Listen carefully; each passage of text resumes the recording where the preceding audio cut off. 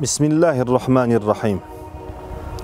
Allah Taalam insandı bul dünyaya jaratganda uşul dünyönü korusun, önüktürsün, aldıga жылдырсын, алардан кийинки муунга, жашаганга, өнүккөнгө жакшы шарт түзүп берсин деп жараткан. Ошондуктан ар бир инсандын кадыр баркы, баалуулугу ошол адамдын койгон максатында турат.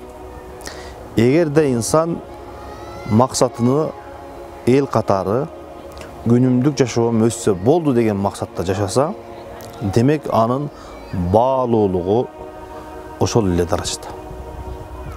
Ал эми экинчи инсан максатыны элиме, жериме, диниме, келечек муунга кызмат кылайын, колуман келишинче кызмат кылайын, өнүктүрөйүн, өстүрөйүн, жардам берейин деп максат кылган болсо, ал адамдын дагы баалуулугу өзү койгон максатына жараша.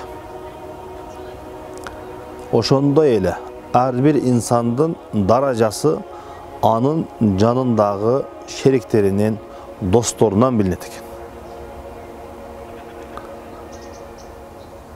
Андан кийин инсандын байлыгы, чыныгы бай болгондугу,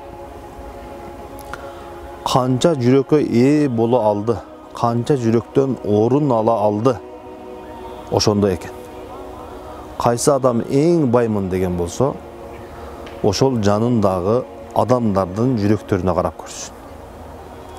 Адамдарга жакшылык кылып, пайдасыны тийгизип, илим окутуп, билим окутуп, жардам берип, колунан келишинче кызмат кылып, канчалык адамдардын жүрөгүндө калса, жүрөгүндө боло алса, демек ошол адам эң бай адам.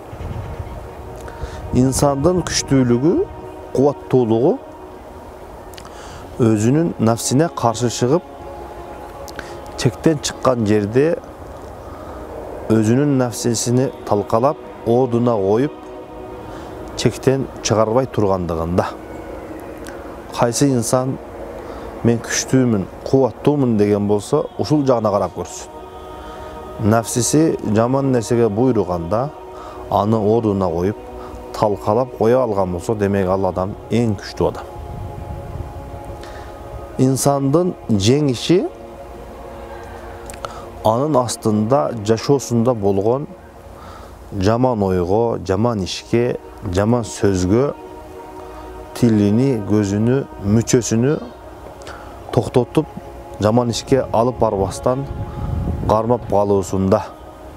Ким эгерде жеңишке жеттим деген болсо, ушул нерселерге карап көрсүн. Чындыгында жеңишке жете алдыбы, жете албадыбы? Инсандын көптүгү кээде бир инсан 1000 адамга тете болот. Кээ бирки адамдар 100 адамга тете. Кээ бирки адамдар 10 адамга тете болот. Демек, адамдын көптүгүнү качан билет экенбиз? Ошол адамга кыйынчылык келгенде, анын айланасында ошол кыйынчылыкка бирге туруштук бере турган, чыдамкай, сабырдуу, ошону колдоп тура ала турган адамдардын көпчүлүгү канчалык даражада болсо, ал адамдын көпчүлүгү ошондо. Алла Таалам баарыбызды жамандыктан сактап, жакшылыктарга өзү салган болсун. Ар бирибиздин максаттарыбызды бийик кылып, Алла Таалам өзүнү сүйгөн жана өзү сүйгөн кулдарынан кылган болсун. Ассаламу алейкум ва рахматуллахи ва баракатух.